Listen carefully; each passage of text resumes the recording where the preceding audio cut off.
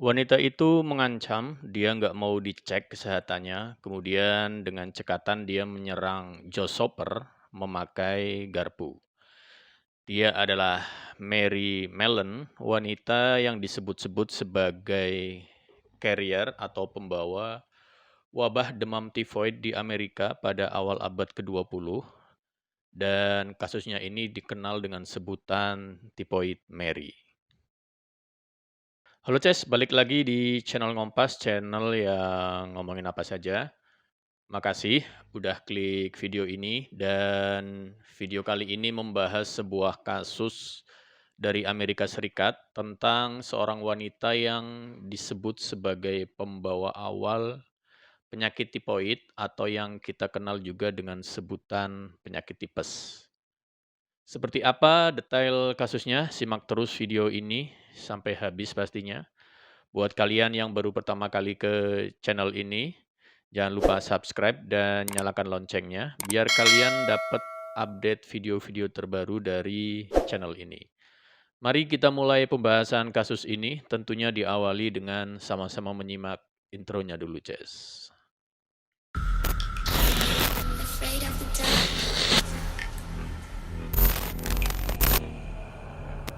Are you scared? Wanita bernama lengkap Mary Mellon, sorry. Dia lahir pada 1869 di Irlandia. Pada saat Mary remaja, kedua orang tuanya meninggal, dia kemudian bermigrasi ke Amerika Serikat. Di Amerika, Mary tinggal bersama dengan paman dan bibinya. Diceritakan juga kalau Mary ini dia bekerja sebagai seorang pembantu. Kemudian dengan kemampuannya dalam memasak, ia menjadi juru masak atau koki di rumah-rumah keluarga orang kaya di sana. Bisa dibilang kehidupan Mary berjalan sempurna. Pekerjaan sebagai juru masak memberikannya gaji yang sangat besar. Apalagi pada waktu itu masakan racikannya selalu menjadi favorit keluarga-keluarga elit di sana.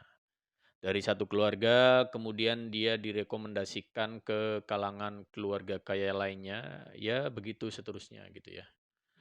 Hingga kemampuan Mary dalam memasak ini kemudian dikenal oleh kalangan elit atau kalangan atas di sana, tapi tiba-tiba semuanya berubah tanpa pernah diduga oleh Mary sebelum-sebelumnya. Pada tahun 1900, Mary Mellon ini bekerja di wilayah Mamaroneck, New York, Amerika Serikat, tapi baru 2 minggu bekerja di kawasan itu, dilaporkan terjadi wabah demam tifoid. Penduduk di sana tiba-tiba saja pada jatuh sakit, tapi pada saat itu nggak diketahui dari mana asal penyakit tersebut. Kemudian pada tahun 1901, 1 tahun berikutnya, Mary kemudian pindah bekerja di Manhattan. Di sana dia bekerja pada sebuah keluarga. Hanya selang beberapa hari setelah kedatangannya ke rumah tersebut, beberapa anggota keluarga itu mengalami demam dan diare yang sangat parah. Sama sekali nggak ada yang curiga ke Mary karena memang Mary terlihat sangat-sangat sehat waktu itu. Mary kemudian dia pindah bekerja lagi. Kali ini dia bekerja di rumah seorang pengacara dan lagi-lagi seperti kejadian sebelumnya, anggota keluarga itu semuanya jatuh sakit dan kejadian seperti ini terus berulang gitu. Polanya sangat mirip, Mary datang, kemudian beberapa orang jatuh sakit, lalu ketika wabah baru aja dimulai setelah kedatangannya itu gitu ya, Mary kemudian pergi ke tempat lain dan terus berpindah-pindah kerjaan. Seperti itulah polanya gitu ya dan parahnya lagi, Mary sama sekali nggak tahu kalau dialah orang yang menjadi penyebab penyakit tersebut. Orang-orang di sekitarnya juga sama sekali nggak curiga karena Mary memang terlihat sehat bugar secara fisik gitu ya. Pada Juni 1904, Mary bekerja di rumah seorang pengacara kaya bernama Henry Gilsey. Kemudian dalam seminggu, 4 dari 7 pelayan di rumah itu jatuh sakit, tapi nggak ada anggota keluarga Gilsey yang terpapar atau tertular atau terinfeksi, karena memang mereka tinggal terpisah dengan para pelayannya. Setelah itu, Mary diketahui pindah ke Tuxedo Park dan di sana dia dipekerjakan oleh George Kessler. 2 minggu kemudian, pelayan di rumah tersebut juga jatuh sakit dan dibawa ke pusat medis regional Santo Yosep. Kasusnya menjadi kasus tipoid pertama yang terjadi di wilayah Tuxedo Park. Petualangan Mary Mellen pun akhirnya terus berlanjut ya. Dia terus bekerja menjadi juru masak dan berpindah-pindah dari satu tempat ke tempat lainnya selama bertahun-tahun. Pada Agustus 1906, Mary bekerja di Oyster Bay di Long Island di rumah keluarga bankir New York yang kaya yang bernama Charles Henry Warren.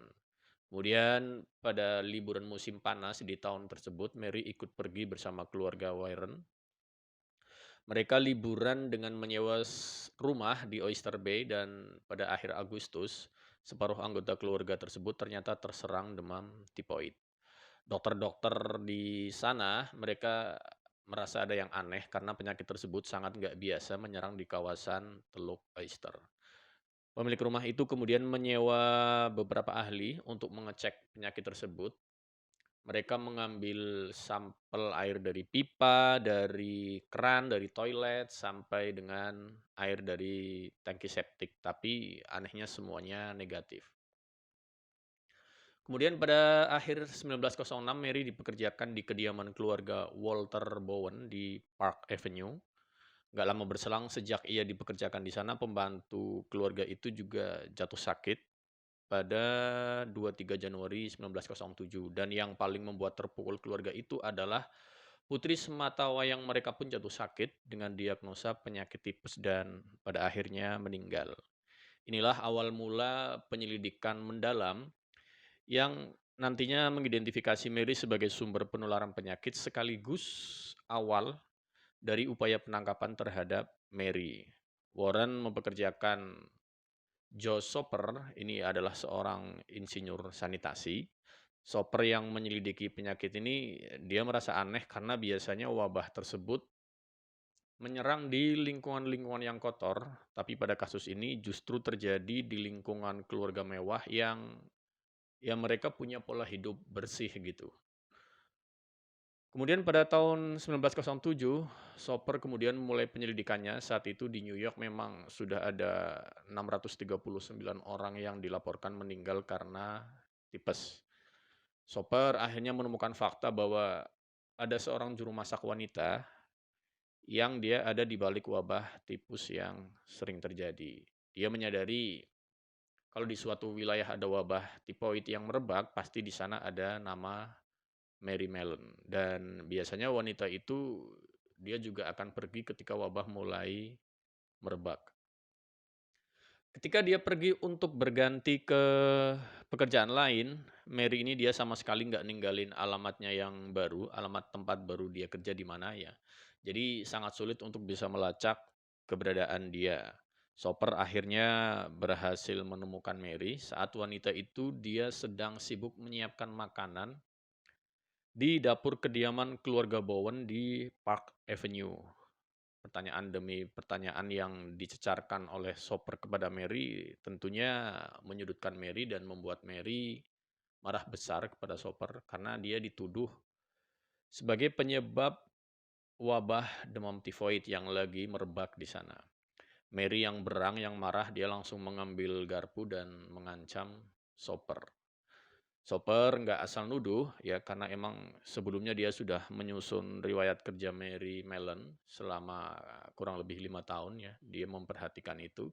Dia menemukan fakta kalau 8 keluarga yang mempekerjakan Mellen sebagai juru masak ini hampir semuanya terkena demam tifoid dan beberapa di antaranya bahkan sampai meninggal.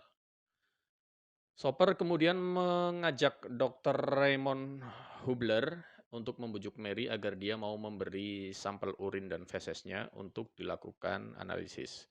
Tapi Mary nolak, ya dia beralasan kalau ia sama sekali nggak memiliki masalah dengan kesehatan dia dan dia percaya kalau penyakit itu atau penyakit tipes yang lagi merebak di mana-mana ini penyebabnya adalah karena makanan dan air yang terkontaminasi. Ini menurut Mary.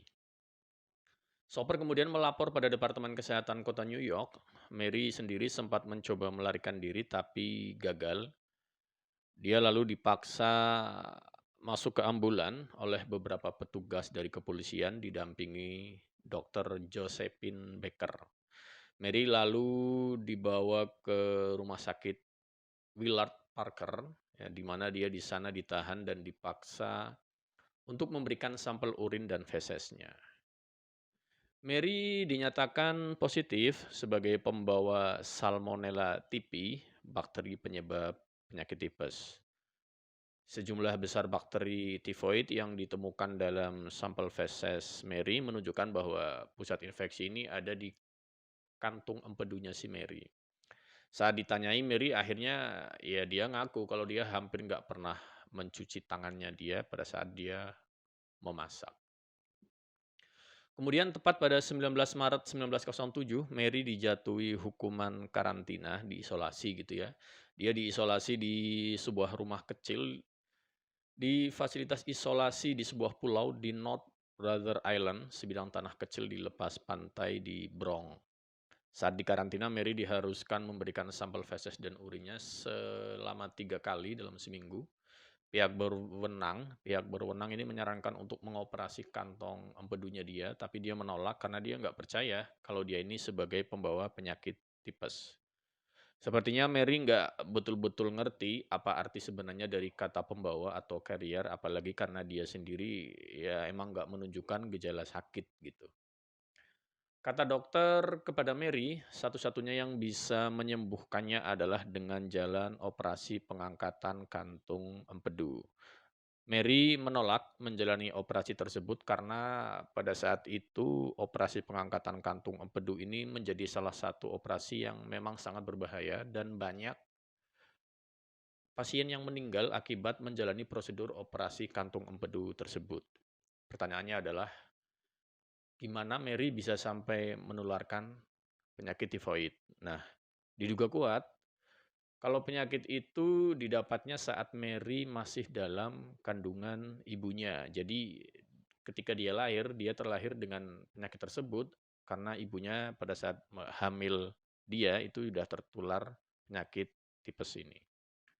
Kasus Mary Mellon ini mendapatkan perhatian publik secara luas setelah dipublikasikan melalui artikel oleh Joe Soper di Journal of American Medical Association. Nggak lama setelah itu, Mary Mellon pun kemudian menerima julukan sebagai Typhoid Mary.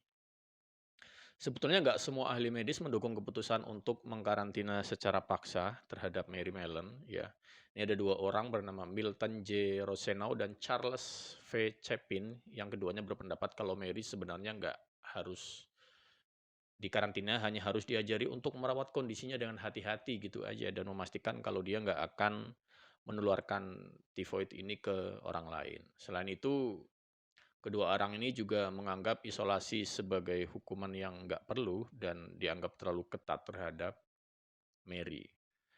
Mary sendiri dia menderita gangguan saraf setelah dilakukan penangkapan dan pemindahan secara paksa ke rumah sakit. Ini informasi tambahan aja gitu ya. Pada tahun 1909, Mary pernah mencoba menuntut Departemen Kesehatan New York, tapi pengaduannya ditolak dan kasusnya ditutup oleh Mahkamah Agung New York pada saat itu. Dalam surat kepada pengacaranya, Mary dia mengeluh kalau dia diperlakukan seperti kelinci percobaan gitu dalam kasus mewabahnya tifoid ini. Mary sendiri dia nggak pernah percaya kalau dia adalah seorang carrier atau pembawa gitu ya. Kemudian dengan bantuan seorang teman, Mary mengirim beberapa sampel urin dan feses dia ke laboratorium independen di New York dan ternyata hasilnya semua negatif. Ya, sementara itu pemeriksaan di North Brother Island tempat dia diisolasi juga menunjukkan hampir seperempat dari analisisnya, yaitu yang dilakukan sejak Maret 1907 sampai Juni 1909, hasilnya ternyata ya juga negatif gitu.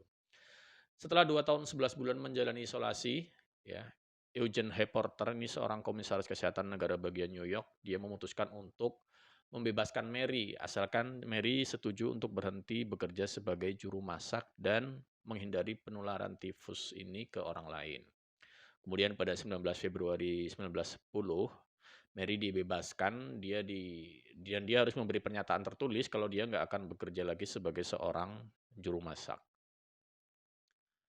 Setelah dibebaskan, Mary kemudian dia bekerja di Binatu, tapi ternyata pekerjaan di Binatu ini nggak menghasilkan banyak uang seperti ketika dia bekerja sebagai juru masak. Ditambah lagi Mary juga dia kurang menyukai pekerjaan di Binatu tersebut. Kemudian pada suatu hari terjadilah kecelakaan di tempatnya bekerja, lengan si Mary ini dia terluka dan lukanya ini ya menjadi terinfeksi gitu. Luka itu sepertinya bertambah parah karena Mary menjadi nggak bisa bekerja sama sekali selama kurang lebih 6 bulan.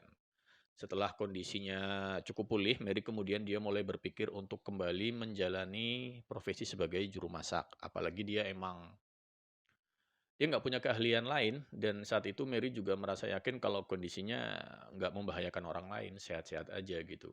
Mary kemudian dia kembali ke pekerjaan lamanya, dia menjadi juru masak di sekitar New York dan di New Jersey. Dia menyiapkan makanan untuk hotel, untuk restoran Broadway, untuk spa, dan rumah kos.